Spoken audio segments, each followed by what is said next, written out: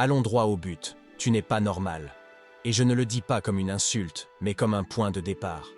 Tandis que le monde court désespérément pour se montrer, toi tu te retires. Tandis que tous affichent des sourires face à la foule, toi tu te réfugies dans ton coin. Et voici ce qui te rend très différent. Ce n'est pas seulement que tu n'aimes pas sortir de chez toi. C'est que le monde extérieur te dégoûte souvent. Oui, il t'inspire du dégoût. Le bruit, les gens, les conversations creuses, le besoin de paraître quelqu'un d'autre, les sourires préfabriqués, les accolades de circonstances, les plans improvisés que tu n'as jamais demandés. Tout cela te soulève le cœur.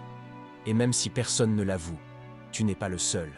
Il y en a d'autres comme toi, des personnes qui ne se sentent jamais vraiment à leur place dans le système, qui s'épuisent dans le contact humain, qui perçoivent le monde extérieur comme un drainage constant d'énergie, comme si chaque pas en dehors de soi-même était une trahison de son essence. Ce qui, en effet, est le cas. Des personnes qui préfèrent le silence à un ça va, superficiel, qui se sentent étouffées au milieu de la foule, qui ne comprennent pas comment les autres peuvent vivre en passant d'une soirée à un apéritif, comme si le vide ne les consumait pas de l'intérieur. Mais attention, si tu avoues cette préférence, si tu dis que tu aimes rester à la maison, on te regarde comme si tu étais fou, comme si ta manière de vivre était un symptôme, une maladie à soigner. On te dit des phrases comme « tu devrais sortir davantage »,« ça te ferait du bien de prendre l'air »,« tu t'isoles trop », comme si ton refuge était une prison. Et si ce n'était pas le cas? Et si ta maison n'était pas une cachette, mais un temple? Et si c'était la société qui avait tout faux depuis le début? Carl Jung le soupçonnait, et il l'a dit très clairement. Celui qui regarde à l'extérieur rêve, celui qui regarde à l'intérieur s'éveille. Mais es-tu vraiment prêt à t'éveiller? Parce que ce n'est pas agréable, ce n'est pas confortable, ce n'est pas motivant. C'est brutal et percutant. La vérité à ton sujet, c'est que tu ne fuis pas le monde. C'est le monde qui te fuit. Parce que tu perçois des choses que les autres ne supporteraient même pas d'entendre. Parce que tu ressens avec une profondeur qui perturbe leur tranquillité en plastique. Parce que tu te connais mieux que tu ne le voudrais, et cela t'isole. Parce que tu as goûté au silence et tu ne supportes plus le bruit. Ce n'est pas de la paresse, ni de la peur, ni de l'apathie. C'est un mécanisme de protection, et cela s'appelle la survie. Sortir là dehors, pour toi, c'est comme marcher nu en pleine tempête de neige. Chaque mot te blesse, chaque regard t'irrite, chaque son artificiel te fait saigner. Et le seul remède est de revenir dans ton espace, dans tes pensées, en toi-même. Mais voici la partie la plus fascinante. Et si Jung avait raison? Et si ton besoin d'être seul n'était pas un problème à résoudre, mais le signal de quelque chose de beaucoup plus profond? Et si ceux qui ne veulent pas sortir n'étaient pas en fuite, mais percevaient une vérité que les autres ne voient pas? Je te le dis franchement, ce que tu t'apprêtes à entendre pourrait changer à jamais ta façon de te comprendre. Car ces 6 vérités révélées par Carl Jung sur ceux qui préfèrent rester à la maison ne sont pas des phrases de psychologie de pacotille. Ce sont des confessions d'un homme qui a exploré l'âme humaine dans sa forme la plus authentique. Et si ces mots résonnent en toi, alors tu ne pourras plus faire marche arrière. Il est temps de regarder plus profondément. Non pas en toi, mais en eux. Ceux qui ne peuvent pas rester seuls, qui se sentent vides s'ils n'ont pas de plan, qui s'agitent si leur téléphone cesse de sonner. T'es-tu déjà demandé pourquoi certaines personnes ne supportent pas leur propre compagnie? C'est l'autre face de ton isolement. Tu ne fuis pas les autres, ce sont eux qui fuient eux-mêmes. Ceux qui ne cessent jamais de sortir, de parler, de chercher du bruit, ne font que tenter de faire taire quelque chose. Quelque chose qui, en eux, hurle. Et s'ils s'arrêtent ne serait-ce qu'un instant, le silence les dévore. Car le silence, pour eux, n'est pas la paix. C'est une menace, un miroir. Toi, en revanche, tu as appris à te regarder à l'intérieur. Tu as supporté le poids de ta voix intérieure. Et cela te rend dangereux, imprévisible, inarrêtable. Car celui qui n'a pas besoin du monde et de sa mise en scène ne peut pas être manipulé. Et maintenant, on passe au deuxième niveau. Savais-tu que beaucoup de gens ne choisissent pas la solitude, mais la supportent avec résignation? Toi, non. Toi, tu l'as choisi. Et cela change tout. Parce que le choix conscient de rester en dehors du troupeau n'est pas de l'isolement. C'est une déclaration d'indépendance. C'est ta manière d'affirmer, d'abord à toi-même, que tu n'es pas prêt à te perdre, juste pour plaire aux autres. C'est ta révolte silencieuse contre un monde qui te veut constamment exposé, distrait et hors de toi. Mais toi, tu as choisi le contraire. Tu as choisi de rester dedans, dans le lieu le plus authentique, le plus vrai, en toi. Dire au monde « Je n'ai pas besoin de ton approbation pour exister et profiter de la vie » fait mal à ceux qui n'ont pas encore eu le courage de le penser ainsi. C'est pourquoi ils utilisent des étiquettes bizarres, timides, asociales, isolées, seules. Il est plus facile de te cataloguer négativement que d'accepter que tu as conquis quelque chose qu'ils craignent encore. La liberté d'être avec toi-même sans perdre la tête. Et si ta manière de vivre était la plus ancienne, la plus pure, la plus liée à l'essentiel?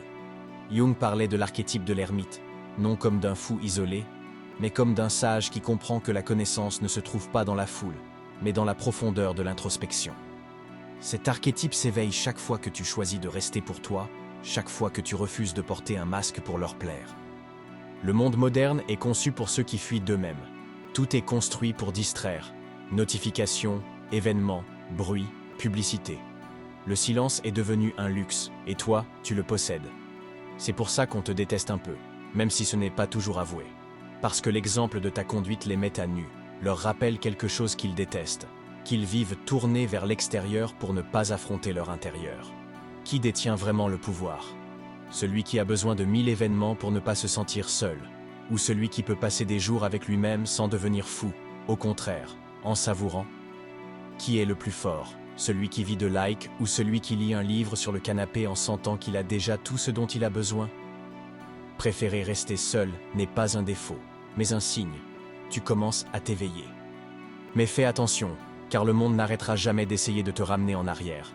N'arrêtera jamais d'essayer de te convaincre que ta place est dehors, dans le bruit, en te le vendant comme de la liberté. Ils mentent. Rien n'est plus puissant que ton calme qui dérange tout le monde. Le jour où tu arrêteras de te sentir coupable de ne pas vouloir de fêtes ou d'apéros, de préférer le silence au vacarme, tu goûteras à une liberté que d'autres ne peuvent qu'imaginer. Et là, ton super pouvoir le plus redouté s'activera, ne pas avoir besoin de personne pour être toi-même. La société veut que tu cours, que tu achètes, que tu participes, que tu votes pour ces inéligibles, que tu sois toujours occupé, car celui qui s'arrête, celui qui s'assoit dans le silence, commence à penser. Quand tu commences à penser, tu commences aussi à voir. Tu vois ce que les autres cachent, qu'il n'est pas nécessaire d'acheter pour avoir de la valeur, ni de recevoir des applaudissements pour exister. Tu n'es pas un rouage, tu es une étincelle de conscience. Et de là se réveille quelque chose d'encore plus puissant, l'intuition. Personne ne peut te l'enseigner. Elle ne parle que quand tout dehors se tait. Elle murmure des vérités que les autres n'osent même pas imaginer. Elle te fait comprendre que celui qui dirige ne sait pas toujours où il va, que celui qui rit n'est pas toujours heureux, que celui qui parle et crie n'a pas toujours raison. À ce moment-là, la solitude n'est plus un refuge, mais un berceau. Berceau d'idées, de feu intérieur, de lucidité. Tandis que le monde court pour se sentir vivant, toi, tu te construis de l'intérieur, sans filtre, sans spectateur, sans artifice. Et alors quelque chose de déconcertant se produit. Quand tu es en paix, ceux qui ne le sont pas s'agitent. Le vrai calme dérange, oblige à se regarder en face, justement là où on ne veut pas.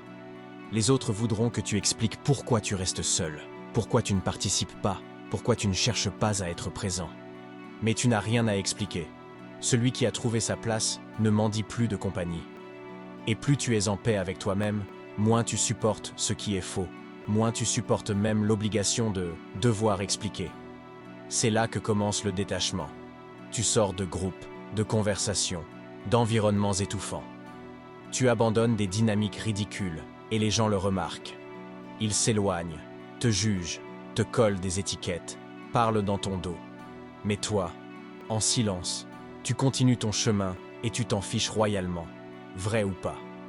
Et c'est là que le retrait de l'âme entre en jeu, comme l'appelait Jung. Loin d'être une reddition, c'est un nouveau départ. L'âme s'éloigne du monde quand elle est prête à changer de forme. Et toi, tu es précisément là où tout commence.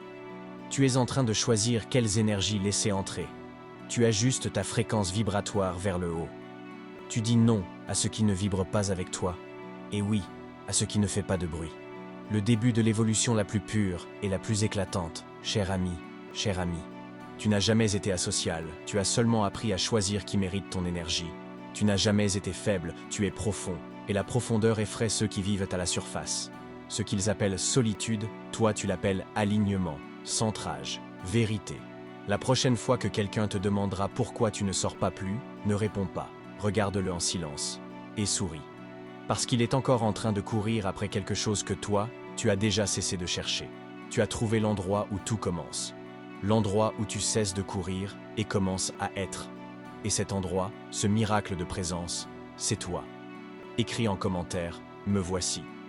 Parce que si cette vidéo a résonné en toi comme un coup de poing dans la poitrine, alors elle a fait son travail. Parce que celui qui écrit « Me voici » a cessé de se cacher. Il a cessé de demander la permission. Et il a commencé à vivre de l'intérieur. Ainsi je saurai que cette vidéo a atteint son but, qu'elle a touché juste et trouvé celui qui mérite de l'apprécier.